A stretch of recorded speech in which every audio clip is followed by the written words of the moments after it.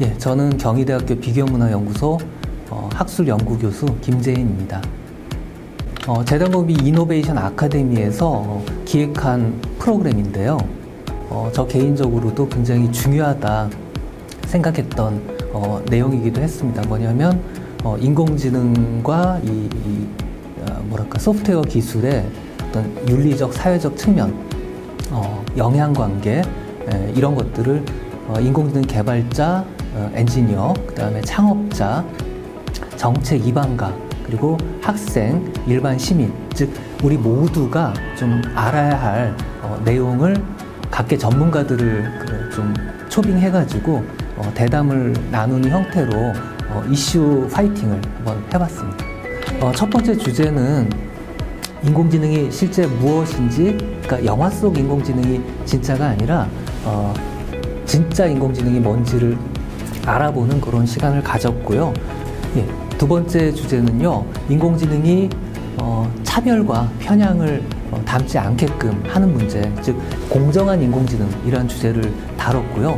예, 세 번째 주제는 인공지능 기술의 양면성, 특히 추천 알고리즘, 그러니까 우리가 여기서 좋은 걸 추천받아서 기뻐해야 되는지, 아니면 뭔가 비슷한 취향만 계속 반복해서 접하게 되는 거 아닌지, 그런 주제를 다뤄봤고요. 이제 알파고에 대해서도 좀 더 심도 깊게 다뤘습니다. 네 번째 주제는 인공지능과 예술, 법률, 의료 이런 가치를 다루는 문제 살펴봤습니다. 예, 다섯 번째 주제는 민주주의 문제를 좀 살펴봤는데요. 왜냐하면 인공지능이 민주적인 사회에서 다뤄질 때랑 민주적이지 않은 사회에서 다뤄질 때 굉장히 큰 차이가 생길 수밖에 없기 때문입니다. 여섯 번째 주제는 인공지능이 우리의 일자리를 빼앗아 간다고 할 때 도대체 어떻게 우리는 먹고 살아야 되나, 기본소득 이런 것들이 대안이 될 수 있다. 그리고 또 인공지능은 얼마나 인간을 닮을 수 있을까, 이런 주제를 다뤄봤습니다. 예, 저는 이번 콘텐츠가 굉장히 중요하다고 생각해요. 왜냐하면 인공지능 또는 데이터, 그 다음에 소프트웨어 이 생태계, 이게 잘 가동되기 위해서는 일단은 개발자나 이 정책가 수준에서 인공지능이 뭔지를 정확히 알고, 또 나아가서 이것이 인간과 사회에 미칠 영향, 이것들을 충분히 미리 고려해야 된다고 생각해요.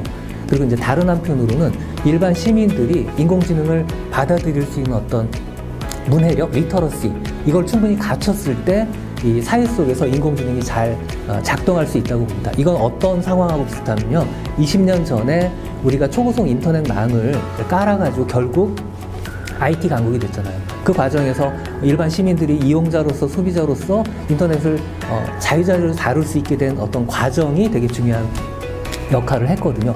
마찬가지로 인공지능에 대해서도 이것이 갖고 있는 어떤 다양한 측면, 기술적인 측면, 윤리적인 측면, 사회적인 측면, 법적인 측면, 예술, 행정, 정책들 등 다 관련된 내용들을 숙지하는 게 굉장히 필요한데, 그런 점에서 아마 민간 콘텐츠, 그러니까 우리가 이 여러 채널을 통해서 접할 수 있는 콘텐츠 중에는 굉장히 내용도 많고 또 분량도 꽤 긴 그런 콘텐츠라고 생각이 됩니다. 그래서 우리나라가 인터넷 강국 과거에 이제 이어오고 있듯이 데이터와 인공지능을 잘 활용할 수 있는 나라로 거듭나는데 굉장히 중요한 어떤 학습 콘텐츠가 될 수 있다고 저는 그렇게 전망합니다. 매너가 AI를 만든다 검색하시면 유튜브, 그 다음에 팟캐스트, 그 밖에 여러 다양한 채널을 통해서 접하실 수 있고요. 또 이 컨텐츠는 무료로 배포되는 고화질 동영상이기 때문에 재단법인 이노베이션 아카데미에 문의를 하시면 무료로 고화질로, 고용량으로 제공을 해드릴 수 있습니다. 이노베이션 아카데미가 단지 소프트웨어 교육기관으로서 책무를 다할 뿐 아니라 나아가서 이런 윤리적, 사회적 고려를 항상 하고 있는 그런 종류의 기관이라는 점에서 저는 굉장히 고무적이라고 생각하고요. 다른 기관들도 이노베이션 아카데미처럼 그런 전반적인 고려를 항상 하면서 기술을 발전시켜 나가는 그런 어떤 마음가짐을 가졌으면 하는 바람이 있습니다.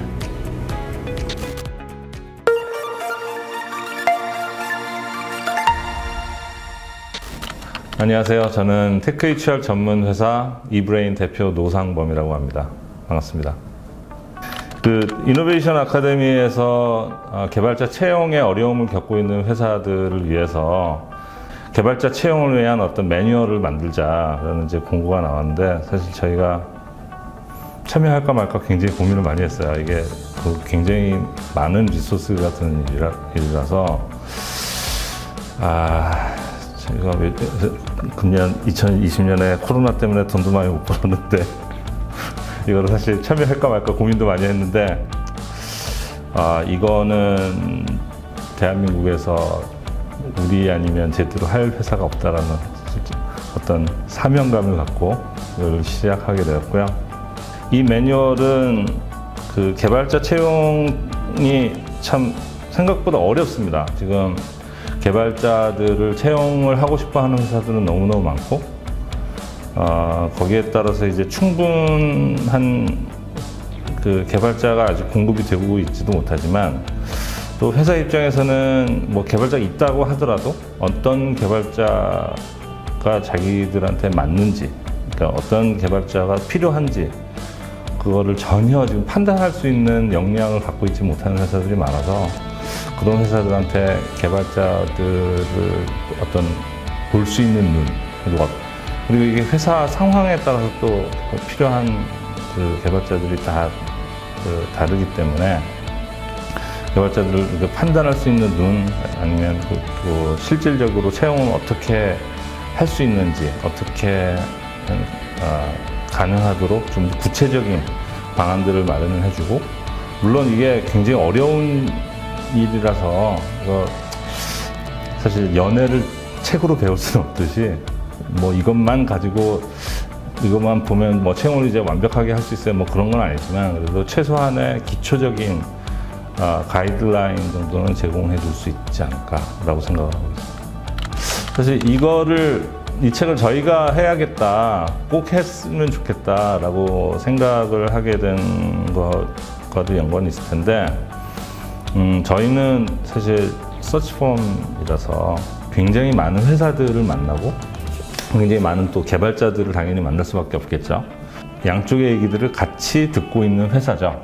그러니까 보통 이제 다른 회사들은 뭐 예를 들어서 인사팀에 있는 분이라든가 등등, 그러니까 저희처럼 이렇게 다양한 회사들, 많은 회사들을 만나서, 그러니까 여기서 다양한 회사들이란 뭐 일반적인 대기업도 있고, 뭐 스타트업들도 있고, 중소기업도 있고, 개발자 채용을 많이 해본 회사, 아니면 정말 하나도 없는 회사 등등, 저희가 굉장히 다양한 회사들을 많이 만나봤기 때문에, 그리고 또 그쪽 아니더라도 뭐 예를 들어서 SI 회사나 뭐 솔루션 회사, 그거는 제가 개인적으로 이전에 백그라운드를 가지고 IT 기업을 운영을 했었고, 그래서 그러한 경험들이 많이 녹아있는 다른 회사들에서 갖고 있지 않은 그런 다양한 경험들을 저희가 책에서 보여드릴 수 있지 않을까 생각하고 있습니다. 매뉴얼은 크게 이제 개발자를 채용하기 전에 회사에서 기본적으로 알아둬야 할 뭐 IT 업계라든가 소프트웨어 개발자들에 대한 기본적인 상식, 그리고 이제 채용을 어떻게 할 것인가, 그리고 채용을 한 이후에 개발자분들 어떻게 잘 유지하고, 관리라는 표현은 뭐 적절하지 않을 수는 있습니다만 아무튼 잘 유지할 수 있을 것인가. 네 번째는 고급 편으로 Developer Relations와 아니면 개발자 행사, 커뮤니티 등 개발자들하고 평소에 어떻게 하면 좋은 관계를 유지할 수 있을 것인지에 대한 그런, 그래서 크게 보면 네 파트로 나누어져 있고요.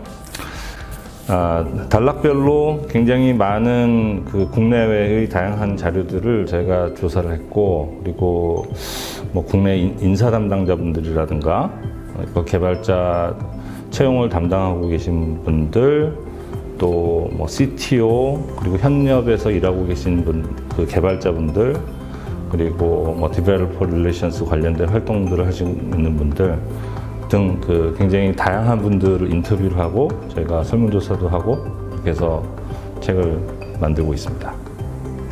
저희가 가능하면 최대한 사례를 많이 담으려고 하고 있거든요. 그래서 사실 공공기관에서 만드는 책으로서는 조금 다소 좀 저희 입장에서는 뭐랄까 좀 공격적으로 좀 내용을 담고 있어요. 그래서 실제로 구체적인 가능하면 사례들을 많이 담고 있고, 그리고 뭐 예를 들어서 회사명 등, 그러니까 이런 서비스는 이런 곳을 이용을 해봐라 등 아주 비교적 최대한 구체적이고 소위 말하는 뭐 길라잡이 이것만 이제 따라 할 수 있는 그 내용들을 최대한 많이 담으려고 하고 있어서, 그래도 좀 모르는 분들, 아예 그 개발자들한테 접근이 안 되는 분들에게도 좋은 참고가 될 수 있지 않을까 생각하고 있습니다. 답변이 사실 매우 조심스럽긴 합니다만, 사실 개발자 채용을 잘 하고 있는 회사들과 개발자 채용을 전혀 못 하고 있는 회사들이 정말 큰 격차가 있어서, 이 정말 전혀 개발이 안 되고 있는 분들, 그러니까 그 개발자 채용을 전혀 못 하고 있는 회사들에 대한 이해가 아무래도 좀 부족할 수밖에 없죠. 그래서 이분들을 찾아다니고 이분들하고 얘기하는 게 사실 가장 어떻게 보면 오히려 더 어려운 문제 아닐까 합니다. 그래서 지금은 소프트웨어 없이는 사실 어떤 기업도 사실 살아날 수 없다. 그래서 예전에는 제가 이제 한 2011년에 이 일을 시작을 했는데, 그때는 소프트웨어 개발자를 뽑아달라는 회사들이 전부 다 한 90% 이상 IT 회사들이었어요. 근데 이렇게 시간이 지나면서 지금 IT 기업뿐만이 아니라 비IT 기업, 뭐 예를 들자면 뭐 여행사, 대표적으로 뭐 금융도 마찬가지고요, 뭐 신문사 등등. 전에는 이 회사에서 개발자를 뽑나? 대부분 다 그냥 뭐 필요하면 외주 써서 하던 회사들이 지금은 전부 다 개발자들을 찾고 있죠. 그래서 개발자들의 소위 말해서 처우가 좋아지고 몸값도 좋아졌고 그만큼 귀하신 몸이 됐는데, 밖에 있는 분들은, 그러니까 IT 바깥쪽에 있는 분들은 사실 개발자 귀하다는 걸 잘 인지를 못하고 계시고, 거기에 대한 이해가 부족하다 보니 개발자 그냥 우리는 큰 회사인데, 우리는 이만큼 큰 회사인데 왜 이렇게 개발자 채용 공고 내는데 우리한테 안 오는 거야? 이제 그런 생각들을 갖고 계신 분들이 많죠. 사실 어떻게 보면 그런 분들을 위한 책이 아닐까라고 생각을 합니다. 그러니까 저희가 목적하는 거는 어떤 개발자 채용을 어떻게 했으면 좋겠다라는 그런 것, 가이드를 주는 것도 있지만, 가장 중요한 거는 개발자가 참 귀하신 분들이구나 라는 그런 생각을 갖게만 해드려도 저희 이 책의 목적에 목표한 거에 절반 이상은 달성한 것이 아닐까라고 생각하고 있습니다. 그 전문가들이 붙어서 지금 집필을 하고 있고, 그리고 편집까지 끝내서 실질적으로 종이로 인쇄된 책들을 저희가 한 몇백 부가량 이제 인쇄를 할 예정이고, 이 책은 또 당연히 이북으로 만들어서 여러분들이 구입하지 않고서도 보실 수 있도록 할 예정이고, 또한 깃허브에 올려서, 지금 12월 말까지는 가능할지 모르겠습니다만 향후 깃허브에 올려서 이 테크HR 매뉴얼을 계속 업그레이드 해나갈 예정입니다. 네, 지금 저희가 만들고 있는 테크HR 가이드라인은 12월 말 이노베이션 아카데미 홈페이지에서도 만나보실 수 있습니다.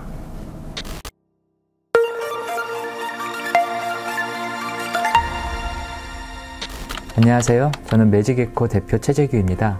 네, 지금 소프트웨어 역량 모델 관련해서는 지금 소프트웨어 프로그래머 관련된 시장의 수요가 굉장히 큽니다. 그런데 실제 교육 현장과 실제 이런 수요처 사이에 이 역량에 대한 정의가 정확히 돼 있지 않다 보니 이런 그 좀 언밸런스가 많이 발생을 하고 있고요. 그래서 시장 수요에 적합한 역량 모델 관련해서 전문가분들과 함께 이 프로젝트 X를 진행하기 위한 역량 모델을 지금 개발하고 있습니다. 저희가 소프트웨어 역량 모델 개발할 때 산업 수요를 좀 분석을 많이 했는데요. 그 산업 수요 중에 사람과 접점에 있는 인터페이스인 이런 프론트엔드 기술에 대한 부분, 그 다음에 실제 기능을 구현하는 백엔드, 그리고 데이터를 분석해서 새로운 가치를 부여하는 AI 영역으로 나눠서 이런 역량 모델을 개발을 했습니다. 이런 역량 모델 개발을 하기 위해서 실제 기업의 수요라든지 이런 거에 대한 조사를 하고요. 여기에 관련된 각 분야별 전문가분들을 섭외를 해서 그분들과 굉장히 활발한 논의를 바탕으로 이런 역량 모델을 개발하게 됐습니다. 네, 그 소프트웨어 역량 모델 개발할 때 이제 가장 고민적이었던 게 이 커리어 패스나 역량이 올라가는 부분을 어떻게 녹여넣을지에 대한 내용들이었습니다. 뭐 예를 들어서 기본 역량이라고 하면은 누구나 갖춰야 되는 최소한의 이런 기본 지식인데, 이런 부분들은 사실 정의하기가 그렇게 어렵진 않았지만 이 소프트웨어 역량이라고 하는 게 단계가 올라가면서 굉장히 다양한 영역으로 분화되기 때문에 이런 부분을 모두 표현하는 거를 어떻게 할지에 대한 고민을 많이 하게 됐습니다.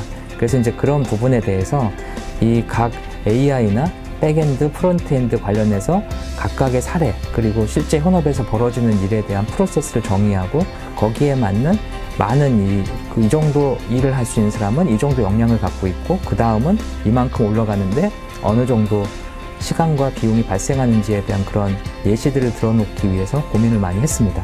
그래서 이런 부분들을 참고하셔서 이 소프트웨어를 공부하는 사람들은 내가 지금 최소한 평균치에 준하는 형태로 잘 따라가고 있다. 또는 이런 가르치는 사람들 입장에서는 우리 학생들이 잘 지도를 해서 뭐 표준 모델에 근접하게 성장하고 있다.